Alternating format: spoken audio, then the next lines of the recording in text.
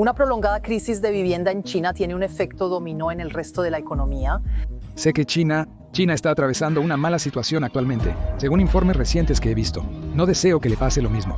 Y uno de sus mayores desafíos, el mercado inmobiliario. Los jóvenes en China están acudiendo cada vez más a regiones más pobres en busca de viviendas a precios muy bajos a medida que continúa la crisis inmobiliaria. La economía china está en problemas y no avanza según lo previsto. Es una bomba de tiempo. The Economist critica el modelo fracasado del presidente Xi. En la última década, la propiedad en China ha pasado de impulsar el crecimiento económico a ser un factor de riesgo. En 1989, el Partido Comunista Chino reveló al mundo su mayor temor. Miles de estudiantes chinos se congregaron en la plaza de Tiananmen, exigiendo libertad y democracia. Algo que amenazaba el gobierno del PCCH. Eso los asustó. Tan asustados que el PCCH decidió lanzar un ataque brutal contra sus propios ciudadanos. Miles fueron asesinados. Miles más desaparecieron, todo porque se atrevieron a esperar algo mejor. Después de Tiananmen, el PCCH no admitió nada. Sin disculpas, sin responsabilidad, lo bloquearon en línea, prohibieron a cualquiera incluso mencionarlo y lo borraron silenciosamente de la memoria pública. En cambio, prometieron recompensas por guardar silencio, trabajo sin fin, viviendas accesibles y un futuro próspero para quienes mantuvieran un perfil bajo. Ese era el trato y por un tiempo funcionó. La economía explotó. Las ciudades se hicieron más grandes, millones salieron de la pobreza, pero los buenos tiempos no duraron. Actualmente, el desempleo alcanza niveles récord y el mercado de la vivienda se ha derrumbado. Los compradores se rehúsan a pagar hipotecas de apartamentos inconclusos. Los bancos están congelando los retiros. Los trabajadores de fábrica pasan meses sin salarios. Las empresas de todos los tamaños están cerrando en todo el país. Esta vez, no solo los estudiantes protestan. Son todos. Estoy seguro de que ustedes recuerdan a Evergrande allá por el 2022. El colapso de esa empresa empeoró mucho la situación en China. La gente lo perdió todo, y cuando las personas no tienen nada más que perder, no temen luchar contra su gobierno. Por eso se estaban produciendo protestas en toda China contra el PCCH. Cuando cubrimos este tema antes, nuestro video fue desmonetizado y restringido, a diferencia de cuando cubrimos otras protestas. No tenía sentido para nosotros. Cubrir las protestas chinas parece ser un problema. Por suerte, YouTube admitió su error y lo revirtió. ¿Les tomó más de un año admitir su error? Dado que hablo del mismo tema hoy, este video también puede ser desmonetizado y restringido. Así que, si pueden ayudarme presionando el botón de me gusta y suscribirse abajo, realmente me ayudaría mucho. Gracias. Ahora, veamos cómo comenzó la crisis inmobiliaria de China. Para un ciudadano chino, tener una casa es sumamente importante. Es como las familias planean su jubilación, aseguran el futuro de sus hijos y demuestran que los jóvenes están listos para el matrimonio. En varias regiones de China, no poseer una vivienda implica que no se considera a la persona lo suficientemente establecida para formar una familia. Por décadas, las familias han invertido todos sus ahorros en propiedades, a menudo comprando casas en las que ni siquiera planean vivir solo para preservar la riqueza y mostrar seguridad. Se convirtió en la única cosa en la que todos confiaban porque siempre parecía subir de valor. Incluso el gobierno comunista alentó a los desarrolladores a tomar préstamos masivos para seguir construyendo. Los funcionarios locales vendieron tierras para obtener fondos y la gente continuó comprando creyendo que no había riesgo. El sector inmobiliario se convirtió en la base del sueño chino moderno y por un tiempo funcionó. Los precios y la riqueza aumentaron, pero la gente siguió comprando en silencio. Pero ahora, la única cosa que mantuvo unido al país, la llamada inversión segura en China, se ha convertido en una bomba de tiempo. Hoy, más de 60 millones de hogares en toda China están vacíos. Más de 400 millones de metros cuadrados de viviendas terminadas pero no vendidas, suficiente para cubrir 6 Manhattans. Esto no incluye los sitios de construcción abandonados a medio terminar cuando se agotó el dinero. Según Goldman Sachs, el valor total de los proyectos de vivienda estancados o inacabados es ahora de alrededor de 93 billones de yuanes. Son casi 13 billones de dólares. Para poner eso en perspectiva, es 8 veces lo que todos los compradores de vivienda chinos gastaron en total el año pasado. Mientras estas viviendas siguen deshabitadas o inconclusas, el precio de las ya vendidas también se desploma. En octubre de 2024, los precios de las viviendas nuevas cayeron un 5.9%, siendo el 16º mes consecutivo de disminución de precios. Para la mayoría de las familias chinas, su hogar representa sus ahorros de toda la vida, su plan de jubilación y su red de seguridad en caso de que todo lo demás falle. Cuando los precios de la vivienda caen, no solo el mercado inmobiliario se ve afectado, sino también la sensación de seguridad de las personas. La confianza en el sistema se debilita y el PCE ya no puede ignorarlo. Los funcionarios admiten que el sector inmobiliario, que representaba casi el 30% del Producto Interno Bruto de China, ya no contribuye al crecimiento económico. Se ha convertido en una carga que ha afectado negativamente el gasto del consumidor, la confianza empresarial y la confianza pública. Y eso es lo que más asusta al PCE, porque es casi lo mismo que le pasó a Estados Unidos en 2008. En aquella época, el sector inmobiliario lucía como una manera segura de hacerse rico. Los precios seguían incrementándose, y desde los bancos hasta los compradores empezaron a pensar que jamás descenderían. La prisa por poseer propiedades era tan extrema que los desarrolladores vendían complejos completos sin haber iniciado la construcción. La gente compraba su segunda, tercera y hasta cuarta propiedad solo para beneficiarse del auge, no para vivir en ellas. Pero una vez terminada la construcción, muchas de estas casas quedaron vacías. Tenían dueños, pero nadie las habitaba. Y cuando finalmente llegó el colapso, fue brutal. Los precios se desplomaron, los bancos fallaron, millones perdieron sus hogares, instituciones financieras enteras colapsaron. Provocó una recesión global que tomó años superar. Pero hay una diferencia. La economía de América era diversificada, con acciones, cuentas de jubilación y pequeñas empresas. En China es diferente. Las familias chinas invierten de manera distinta a los estadounidenses. Muchas personas desconfían de la bolsa de valores. Datos muestran que casi el 70% de la riqueza familiar en China está directamente vinculada a los bienes raíces. No acciones, no negocios, no cuentas de ahorro, solo propiedades. Eso significa que no solo están expuestos al colapso, sino que están atrapados en él, sin red de seguridad, sin plan B. Es por eso que millones de familias finalmente están dándose cuenta de que la única cosa en la que confiaban más, su hogar, está perdiendo valor cada mes, que no cubrirá su jubilación, no ayudará a sus hijos a casarse, no los protegerá si todo lo demás se derrumba. Según un experto muy respetado, esta crisis de vivienda podría ser 100 veces peor que la crisis del 2008. Y ninguna empresa muestra mejor cuán peligrosa se volvió esa apuesta que Evergrande. En los años 90, China estaba transformándose. Millones de personas migraban de aldeas rurales a ciudades en rápido crecimiento. La urbanización ocurría a una escala sin precedentes. Con el crecimiento llegó la necesidad de vivienda. En 1998, China inició la reforma de su sistema de vivienda, que por décadas fue distribuida por el Estado en las zonas urbanas. Las personas ahora podían comprar casas directamente, lo que desató una enorme ola de compra de viviendas. Desarrolladores como Evergrande aprovecharon al máximo esto, y pronto se convirtieron en uno de los mayores desarrolladores del país. En 2018, eran la mayor empresa inmobiliaria de Asia. Las cifras hicieron creer que Evergrande era demasiado grande para fracasar, pero en realidad nunca fue construido para perdurar. Era un castillo de naipes, y una vez que los vientos cambiaron, todo comenzó a colapsar. Como en la crisis de 2008, si alguien hubiera examinado a fondo, habría notado que algunas prácticas de Evergrande distaban de ser apropiadas. Debido a la gran escala de la empresa, muchas de esas prácticas eran bastante complicadas. Pero aquí está mi intento de simplificarlas. ¿Recuerdas que mencioné que el miedo a perderse en bienes raíces era tan fuerte que la gente compraba casas antes de que comenzara la construcción? Bueno, normalmente una empresa como Evergrande alquilaría un terreno del gobierno local.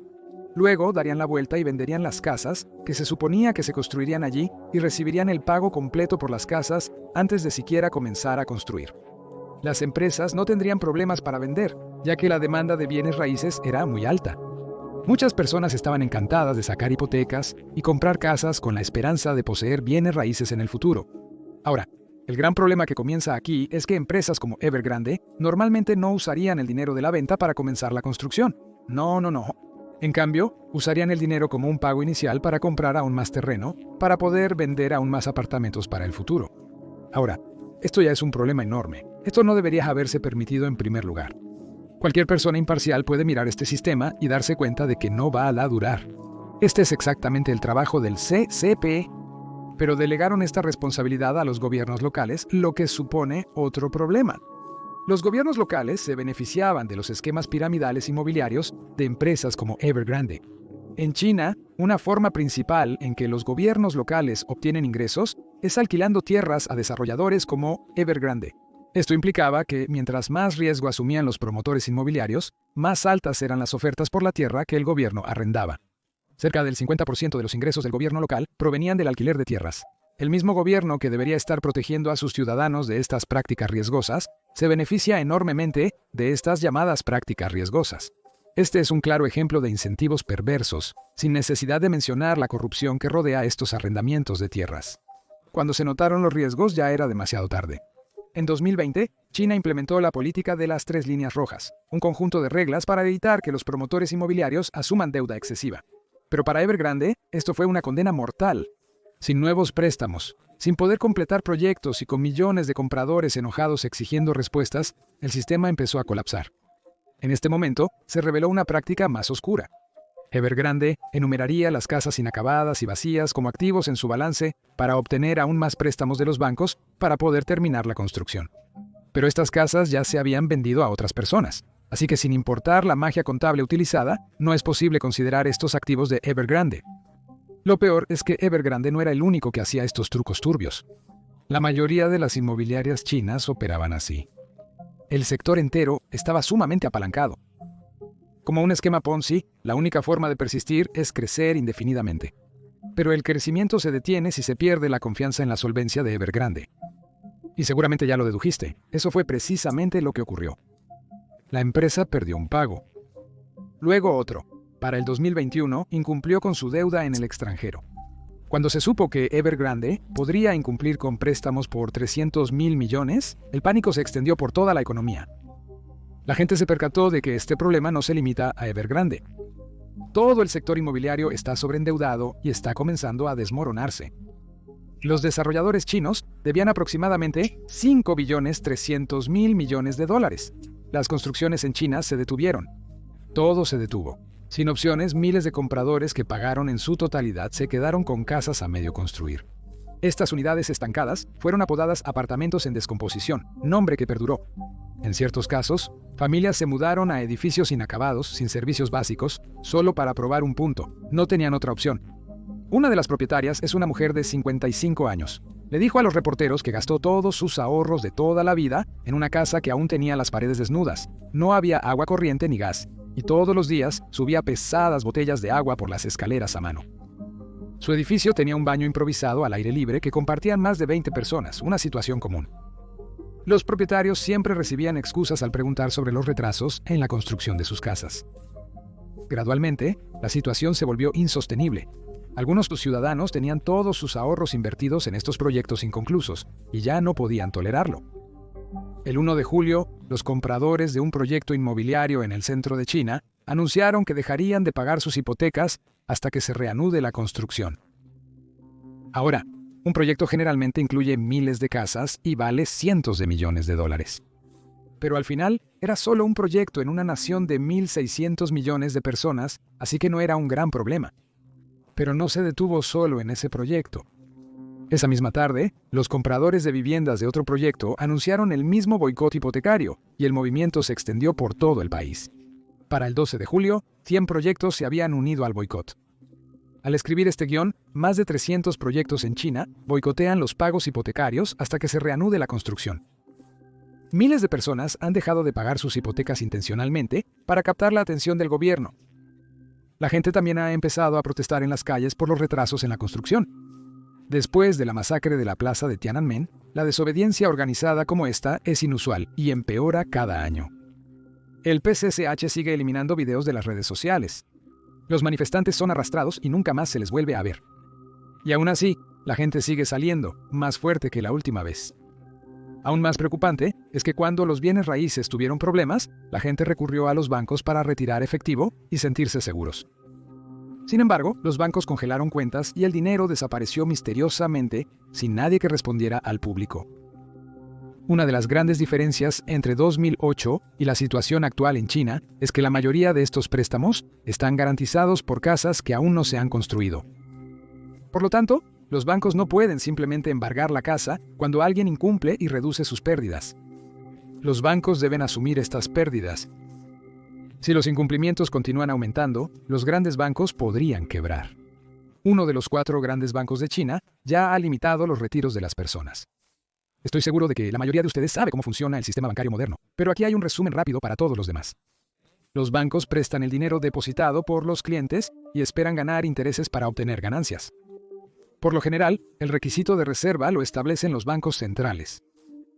Si el encaje bancario es del 10% por cada $100 en depósitos, el banco debe mantener $10 en la bóveda y puede prestar $90 cobrando intereses por ello. Este es un ejemplo simplificado, pero este tipo de transacciones ocurren millones de veces en una economía. Y básicamente así es como funciona el sistema bancario moderno. Los bancos pueden crear aproximadamente $1000 en circulación por cada $100 en depósitos. Ahora, este sistema es realmente bastante bueno. En el último siglo, gran parte del crecimiento económico se debe en parte a este sistema bancario de reserva fraccionaria. Pero este sistema solo funciona si los depositantes confían en que el banco mantendrá su dinero seguro. Ahora, si demasiados de estos préstamos que los bancos están otorgando se vuelven sin valor, entonces esa confianza comienza a erosionarse. Por eso, luego de la crisis de 2008, Estados Unidos estableció estrictas regulaciones de préstamos para que los bancos sean cautelosos al decidir a quién prestar. A medida que más compradores de viviendas incumplen con sus préstamos, los bancos chinos también corren el riesgo de perder la confianza de sus depositantes. Limitar los retiros no contribuye a generar confianza. Si demasiadas personas comienzan a retirar sus depósitos de los bancos, entonces ocurre una corrida bancaria y los bancos colapsan debido a eso. En Zhengzhou, más de 1000 personas se congregaron en una sucursal del Banco Popular de China, tras la congelación de depósitos millonarios por parte de un banco rural. Resultó que incluso los bancos habían estado haciendo apuestas turbias, canalizando ilegalmente dinero hacia proyectos inmobiliarios y financiamiento del gobierno local. Cuando las inversiones fallaron, los pequeños prestamistas colapsaron. Para limitar el daño, los reguladores fusionaron o rescataron cientos de bancos rurales. En 2024, más de 290 pequeños prestamistas fueron absorbidos por instituciones más grandes y estatales. Esa es una limpieza a nivel récord. El sector bancario rural de China cuenta con unas 3.700 instituciones y activos por valor de 57 billones de yuanes, aproximadamente 7.8 billones de dólares, lo que representa alrededor de un tercio del tamaño del sistema bancario estadounidense. Pero he aquí el problema. Nadie sabe con certeza cuánto de ese dinero ya se ha invertido en riesgosos negocios inmobiliarios. Hasta los bancos estatales tienen billones en préstamos, y la menor señal de incumplimientos masivos podría provocar un efecto dominó de pánico y colapso. Aquí radica el problema para el PCCH. La economía china depende en gran medida de los sectores financiero e inmobiliario. El sector inmobiliario representa cerca del 30% del Producto Interno Bruto de China, y 7 de cada 10 empresas en el país son instituciones financieras. Al principio, el PCCH se oponía firmemente al rescate de empresas en quiebra, para no fomentar conductas empresariales riesgosas en China. Ahora que se percatan del potencial de estos rescates para hundir al gobierno, los funcionarios del PCCH están cambiando su discurso al respecto. Otras industrias tampoco están mejor. Las ganancias de los negocios caen en picada y millones de empleos desaparecen. En 2024, las ganancias industriales chinas cayeron un 3.3%, el tercer año consecutivo en declive. Las ganancias de los fabricantes de automóviles cayeron un 8%. Las compañías de tecnología y energía verde no lograron compensar las pérdidas generales. El endeudamiento de los hogares para automóviles y viviendas se ha vuelto negativo, con familias posponiendo las grandes compras debido a problemas de liquidez. La tasa de desempleo juvenil alcanza un máximo histórico. Solo en 2024, 11.79 millones de graduados universitarios ingresan al mercado laboral solo para descubrir que un título ya no garantiza una carrera. Las ferias de empleo en los campus están llenas de estudiantes de último año desesperados dispuestos a trabajar por mucho menos de lo que sus padres jamás habían ganado. En línea, se hacen llamar niños de cola podrida, un triste juego de palabras sobre los edificios abandonados en las ciudades fantasma de China, donde ruegan por cualquier oferta de empleo. Los medios estatales ahora exhortan a los jóvenes a reubicarse en provincias más humildes o a aceptar empleos vocacionales. La situación tampoco es favorable para los ancianos en China. Aproximadamente 94 millones de personas mayores de 60 años siguen trabajando en el país. Eso es aproximadamente el 12.8% de la fuerza laboral. Este número aumentará conforme se jubile la generación del baby boom. A esto hemos llegado. Las familias viven en pisos sin desarrollar. Los graduados enfrentan un mercado laboral muerto y los padres ancianos regresan a trabajos agotadores para alimentar a sus familias. Por décadas la economía china operó con dinero, demanda y tiempo prestados. Ahora esa deuda ha llegado a su fin. El año pasado, Fitch Ratings degradó la perspectiva de la deuda de China y advirtió que el enorme endeudamiento del país podría causar problemas serios. Se prevé que la deuda gubernamental, tanto central como local, aumente del 61% del Producto Interno Bruto en 2024 al 68.3% en 2025. Y luego al 74.2% para 2026. Esto elevaría la deuda de China a niveles superiores a los posteriores a la crisis financiera mundial de 2009. Sin embargo, esta vez la economía no crece lo suficiente para afrontarlo. China está enfrentando la peor crisis económica y social en años. Incluso después de que China permitió un récord de 10 billones de yuanes en nuevos bonos para cubrir la deuda oculta, Fitch advirtió que no resolverá la raíz del problema. A Beijing se le agotan las soluciones sencillas. Ya han bajado impuestos, invertido en infraestructura y lanzado un gran plan de estímulo para intentar lograr un crecimiento del 5%. Pero cuando se pierde la confianza pública, todo ese gasto tiene poco impacto. Con más protestas, hipotecas impagas y ahorros congelados, la presión aumenta. Las protestas empeorarán. Si la historia nos enseña algo, esperemos que no termine con tanques en las calles nuevamente. Gracias por ver.